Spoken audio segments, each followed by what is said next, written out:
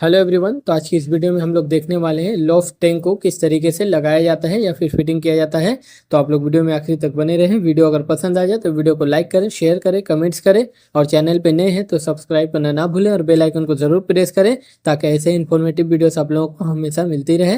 और अगर आप लोग फेसबुक या इंस्टाग्राम पर देख रहे हैं तो वहाँ पर भी ज़्यादा से ज़्यादा फॉलो करें, शेयर करें। कुछ पूछना हो तो वहाँ पर मैसेज का ऑप्शन होता है, आप चाहें तो मैसेज करके या फिर नीचे कमेंट सेक्शन में आके पूछ सकते हैं। आप लोगों का रिप्लाई हम लोग दोनों जगह पर दे देंगे। तो चलिए यहाँ पर हम लोगों ने सबसे पहले टैंक में मेजरमेंट करने के बाद जो है उसको हॉल कर लिए हैं। आप लोगों को बताता चलूं कि ये टैंक जो है पुराना टैंक है, इसी बाथरूम में पहले से लगा हुआ था, लेकिन बाथरूम को अभी तोड़ के अच्छी तरीके से दूसरे एंगल में उसको बनाया गया है, इसलिए हम लोग टैंक को दोबारा फिर से ही यूज़ कर रहे हैं। इसमें जो हॉल पहले से किया हुआ था उसमें हम लोगों ने उसको एंड कैप करके उसको बंद कर दिया। अब नए हिसाब से हम लोग उसको हॉल कर लिए हैं। करने के बाद उसमें जितना भी लॉन्ग थ्रेड लग रहा है इसमें हम लोग लगा रहे हैं। टोटल इसमें हम लोग 5 लॉन्ग थ्रेड का यूज़ किए हैं। ऐसे हम लोग टैंक निपिल जो होता है जिसे हम लोग लॉन्ग थ्रेड भी कहते हैं उसको हम लोग 3 यूज़ करते हैं और डबल कनेक्शन में 2 यूज़ करते हैं, लेकिन यहाँ पर हम लोगों ने उसको 5 यूज़ किया है क्योंकि 3 हम लोगों को नया हॉल करना था, 2 पहले से इसमें हॉल था तो उसको हम लोगों को बंद करना पड़ा है, इसलिए जिसकी वजह से हम लोग इसमें 5 टैंक निपिल का यूज़ करके 2 को एंड कैप कर दिए और 3 से हम लोग काम करने वाले हैं।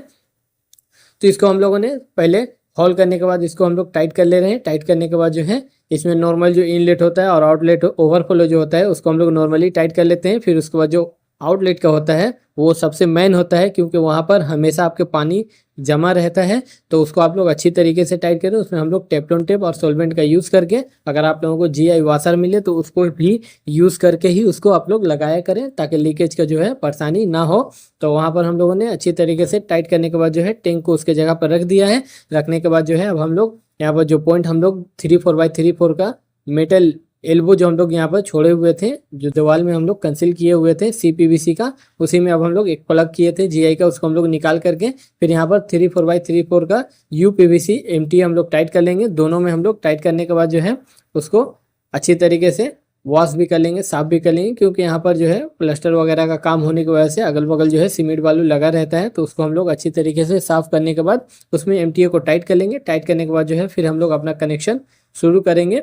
तो सबसे पहले यहाँ पर हम लोग आउटलेट का ही कनेक्शन करेंगे, क्योंकि आउटलेट जो है उसको करने के बाद जो हम लोग अच्छी तरीके से करते हैं, क्योंकि टैंक अगर इधर उधर घसकेगा तो फिर आउटलेट कनेक्शन करने में परेशानी होगी। क्योंकि यहाँ पर हम लोगों को elbow, union, ball valve, air pipe वगैरह इसमें ज़्यादा यूज़ होता है, ज़्यादा फिटिंग यूज़ होता है, जिसकी वजह से पहले हम लोग आउटलेट ही करने की कोशिश करते हैं।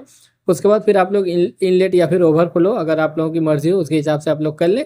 तो हम लोगों ने यहाँ पर एक एल्बो में जो है एक पीस को पुश किया है, करने के बाद उसमें एक बॉल वाल्व लगा है। फिर उसके बाद हम लोग इसमें यूनियन देंगे।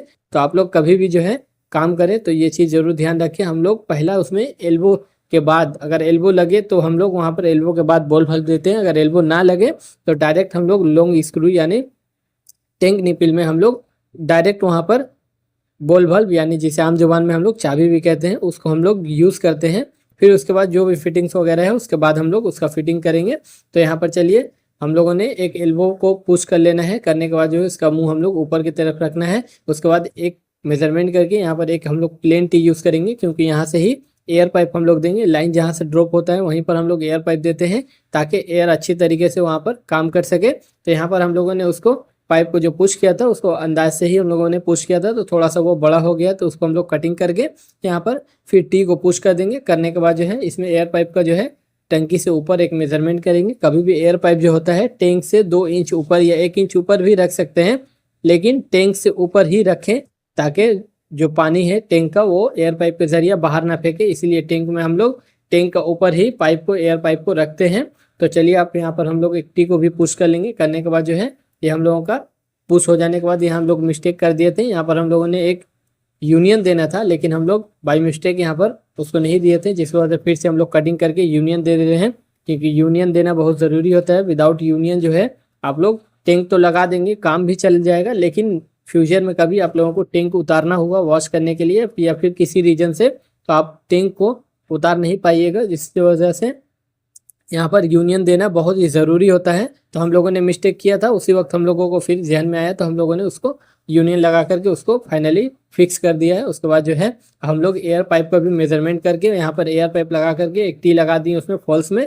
उसके बाद जो है आप लोगों को आगे का प्रोसेस हम लोग दिखाएंगे। तो आप लोग वीडियो में आखिरी तक बने रहें, वीडियो को ज़्यादा से ज़्यादा शेयर करें अगर आप लोगों को कुछ पूछना हो तो आप लोग मैसेज करके ज़रूर पूछ सकते हैं। अगर आप लोगों को कुछ गलत भी नज़र आए कि आप लोग ये काम गलत कर रहे हैं तो आप लोग ज़रूर कमेंट के ज़रिए बताएं उसको, ताकि हम लोग उसको ठीक करने की कोशिश करें। बहुत बार ऐसा होता है कि जो लोग काम नहीं करते, जो प्लम्बिंग का काम नहीं जानते हैं, लेकिन कुछ ऐसा दिमाग दे देते हैं जिसकी वजह से हम लोग वो ठीक कर सकते हैं। ऐसा कोई ज़रूरी नहीं है कि जो इंजीनियर हो, जो काम का एक्सपर्ट हो, उसी को हर चीज़ मालूम हो। जो नॉर्मल इंसान होता है, जिस उसके पास भी दिमाग होता है। तो आप लोगों के पास भी अगर कुछ ऐसा लगे कि ये काम भूल हो रहा है तो आप लोग ज़रूर कमेंट करें, ताकि हम लोग आइंदा उसको ठीक करने की कोशिश करेंगे, ताकि किसी के पास गलत मैसेज ना जाए कि हम लोग ये काम जो कर रहे हैं, वो बहुत सारे नए प्लम्बर अगर वीडियो देख के हम लोगों का काम कर रहे हैं तो वो गलत ना कर दे। बाय मिस्टेक गलत हो ही सकता है हम लोगों से भी, तो आप लोग ज़रूर इसको इन्फॉर्म करें, हम लोग उसको ठीक करने की कोशिश करेंगे। तो यहाँ पर हम लोग इनलेट का कनेक्शन जो है कर रहे हैं। इनलेट का कनेक्शन हम लोगों ने सबसे पहले एक एल्बो से वहाँ पर पुश करने के बाद जो है एक बॉल बल्ब लगा दिए। लगाने के बाद 245 के जरिए आउटसाइड में जो पाइप है वो थोड़ा नीचे है, इसलिए हम लोग वहाँ 245 लगा करके लाइन को बाहर निकाल दिए हैं। निकालने के बाद जो है उसको हम लोग बाहर से भी कनेक्शन कर दिए हैं। बाहर में थोड़ा सा अंधेरा टाइप का था तो वहाँ पर वीडियो हम लोगों ने नहीं दिखाया, क्योंकि कुछ समझ में ही नहीं आएगा, इसी वजह से हम लोग बाहर का वीडियो आप लोगों को नहीं दिखा रहे हैं।